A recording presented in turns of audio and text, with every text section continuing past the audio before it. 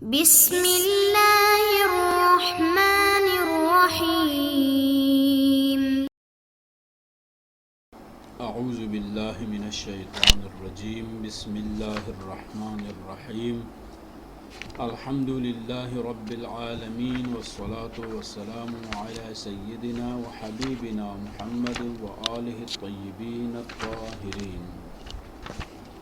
السلام علیکم ورحمۃ اللہ وبرکاتہ۔ دوستان عزیز، ہماری گفتگو کا عنوان ہے نواہی۔ مقصد اول کے بارے میں گفتگو مکمل ہو چکی ہے۔ مقصد دوم میں ہم نواہی کے بارے میں انشاءاللہ گفتگو کریں گے۔ اس مقصد میں بھی 3 فصول کے بارے میں انشاءاللہ گفتگو ہوگی۔ فصل اول مادہ نہی اور صیغہ نہی کے بارے میں ہے۔ فصل دوم ایک عنوان میں امر اور نہی کا اجتماع ممکن ہے یا نہیں ہے، اس چیز کے بارے میں انشاءاللہ گفتگو کریں گے۔ اور فصل سوم میں ہم انشاءاللہ بیان کریں گے کہ نہی فساد کا تقاضا کرتی ہے یا فساد کا تقاضا نہیں کرتی۔ تو سب سے پہلے ہم فصل اول سے ہی اپنی گفتگو کا آغاز کرتے ہیں۔ تو فصل اول صیغہ اور مادہ نہیں لغت میں کسی چیز سے روکنے کو یعنی زجر کو کہا جاتا ہے۔ اب مادہ نہیں سے مراد کیا ہے، وہ تو یقیناً آپ کو پتہ ہے کہ مادہ نہیں سے مراد نون، ہا اور یا کو مادہ نہیں کہا جاتا ہے، اور نہیں لغت میں زجر کو یعنی کسی چیز سے روکنے کو کہا جاتا ہے۔ جیسے ارشاد تعالیٰ ہو رہا ہے ارأیت الذی ینہا عبدا اذا صلی، تو یہاں پر کیا ہے ارأیت الذی ینہا میں کہ آپ نے دیکھا اس شخص کو جو نماز پڑھنے سے لوگوں کو یا عبد کو روکتا ہے، اس کو منع کرتا ہے۔ تو یہاں ینہا کا مطلب کیا، روکنا اور منع کرنے کے لیے یہ لفظ استعمال ہوا ہے۔ اور کسی بھی شے کو روکنے کے 2 طریقے ہو سکتے ہیں، یعنی جب بھی ہم کسی شخص کو کسی کام کے انجام دینے سے روکتے ہیں تو وہاں 2 طریقوں سے ہم اس کو روک سکتے ہیں۔ پہلا طریقہ کیا ہے، ہاتھوں کے ذریعے یا قول کے ذریعے۔ یا ہم اپنے ہاتھوں کے ذریعے کسی کو روکتے ہیں کہ یہ کام نہ کریں، پکڑ کر رکھ لیتے ہیں، باندھ کے رکھ دیتے ہیں، یا کسی کو اس کام سے دور کیا جاتا ہے۔ یا قول کے ذریعے یعنی اپنی باتوں کے ذریعے، گفتگو کے ذریعے ہم کسی کو روکتے ہیں، یہ کام نہ کرو، اس کام سے اجتناب کرو، اس قسم کی باتیں ہم کرتے ہیں تاکہ وہ بندہ اس کام سے باز رہے۔ اب فرماتے ہیں یہاں پر اسی طرح جس چیز سے روکا گیا ہے وہ بات بھی ہو سکتی ہے اور کام بھی ہو سکتا ہے۔ فرض کریں جس بندے کو ہم نے روکا ہے تو کس چیز سے روکا ہے، بات بھی ہو سکتی ہے کہ جس چیز سے ہم لوگوں کو روکیں، مثلا غیبت نہ کریں، جھوٹ نہ بولے، افتراء نہ باندھے، الزام نہ لگائیں کسی پر، بغیر تحقیق کے جو ہے باتیں نہ کرے، اللہ اور رسول کی طرف جو ہے غلط باتوں کی نسبت نہ دے دے، دوسروں کا مثلا کیا ہے، دوسروں کے احترام کے منافی کوئی بات نہ کرے، توہین نہ کرے۔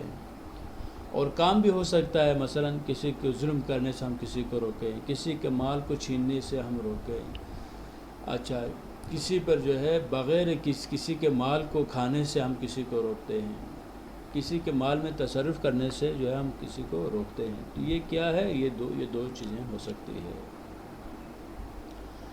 جہاں پر قول کے ذریعے کسی کو روکا جاتا ہے تو وہاں پر 2 طرح کے الفاظ ہو سکتے ہیں۔ اب ہم آہستہ آہستہ بڑھ رہے ہیں اصل بحث کی طرف کہ ہم جب قول کے ذریعے کسی کو روکتے ہیں تو وہاں پر 2 قسم کا جو ہے الفاظ ہم استعمال کر سکتے ہیں، یا اجتناب کریں، پرہیز کریں، احتیاط کریں، یا لا تفعل یعنی یا کام نہ کرے، اجتناب کرو یا نہ کرو، یعنی ان دونوں میں سے کسی کو بھی ہم استعمال کر سکتے ہیں۔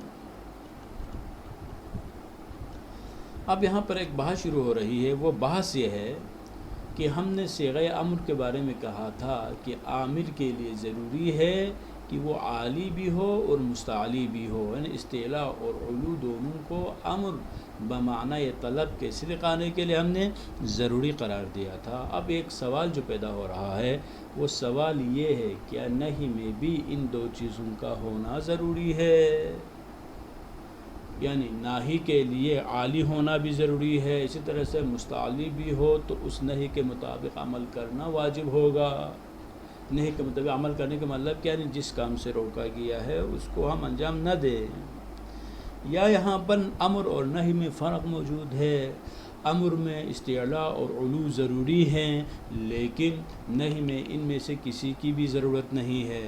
تو صاحب کتاب فرماتے ہیں وَيُعْتَبَرُ فِيهِ الْعُلُوُّ وَالْاِسْتِعْلَاءُ كَمَا مَرَّ فِي الْأَمْرِ، جس طرح امر میں علو اور استعلاء ضروری قرار دیا ہے، اسی طرح سے نہی میں بھی ان دو چیزوں کا ہونا ضروری ہے۔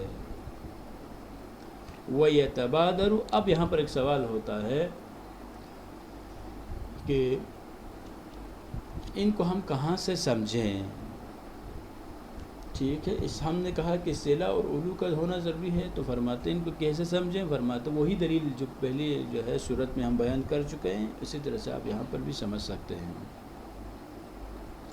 اب ایک اور سوال ہے، وہ سوال یہ ہے کہ مادہ نہی یعنی می، نون، ہا یا دا کی دلالت کس چیز پر ہوگی؟ آئے اس سے ہم حرمت کو سمجھ سکتے ہیں، یا یہاں پر مادہ نہی کی دلالت جو ہے فقط اس چیز پر ہے کہ شارع کو یہ چیز مطلوب نہیں ہے، لیکن وہ کراہتاً اس کو ناپسند، کراہتاً شارع نے اس کو روکا ہے، یا حرمتاً، کہتے ہیں ان میں سے کسی کو بھی ہم یہاں سے نہیں سمجھ سکتے۔ کیا ہے یہاں پر ایک سوال ہے، تو فرماتے ہیں مادہ نہی یعنی نون ہا یا سے جو چیز فوراً ذہن میں آتی ہے وہ کیا ہے؟ وہ حرمت ہے۔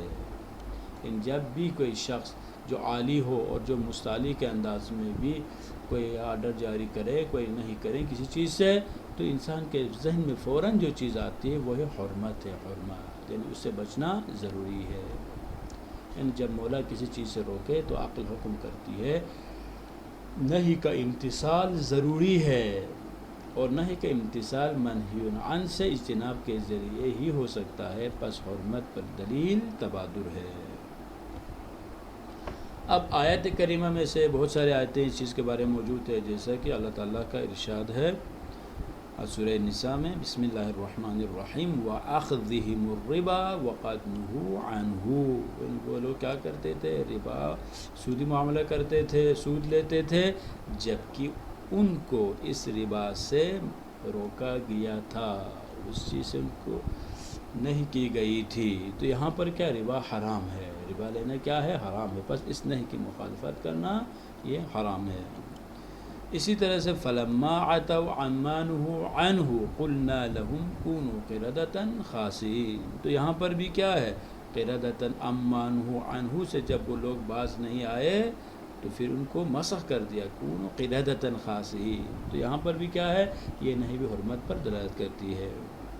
اسی طرح سے ایک آیت کریمہ ہے سورہ حشر آیت نمبر 7 میں ارشاد ہو رہا ہے وَمَا آتَاكُمُ الرَّسُولُ فَخُذُوهُ وَمَا نَهَاكُمْ عَنْهُ فَانْتَهُوا، جن چیزوں کو کرنے کا رسول نے حکم دیا ہے اسے بجا لائیں، اور جن چیزوں سے روکا ہے ان سے باز آ جائیں، اس سے بچنا چاہیے۔ یہ بہت ساری اس میں تفصیلی گفتگو ہو سکتی ہے، لیکن کتاب موجہ سے اس لیے ہم اسی پر ہی اکتفا کرتے ہیں۔ اب یہ بات ہو گئی صیغہ نہی کے بارے میں، انشاءاللہ ہم ابھی گفتگو کریں گے۔ ابھی ہم گفتگو کر رہے تھے اس کے بارے مادہ نہی کے بارے میں، اور ہم نے کہا مادہ نہی حرمت پر یہ مادہ دلالت کرتا ہے۔ اب سوال یہ ہے کہ صیغہ نہی کا مدلول کیا ہے؟ تو فرماتے اصولیین میں مشہور یہی ہے کہ صیغہ نہی صیغہ امر کی طرح طلب پر دلالت کرتا ہے، جس طرح سے امر طلب پر دلالت کرتا تھا اسی طرح سے نہی بھی طلب پر دلالت کرتی ہے۔ لیکن پھر فرق کیا ہوگا؟ امر بھی طلب پر دلالت کرے، نہی بھی طلب پر دلالت کریں، تو فرق یہ ہے کہ امر میں متعلق طلب امر وجودی اور نفس فعل ہوتا ہے، اس لیے اس مأمور به کو انجام دیا جاتا ہے، لیکن نہی کا متعلق امر آدمی یعنی ترک فعل ہوتا ہے، کسی چیز کو نہ کرنے کا حکم دیا جاتا ہے۔ پس اس کا مطلب کیا ہو جائے گا؟ اس کا مطلب یہ ہوگا جب کسی چیز سے روکیں تو ضروری ہے، یعنی اس کے عدم کو آپ سے تقاضا کیا گیا ہے، اس کو معدوم رکھنا ہی ضروری ہے۔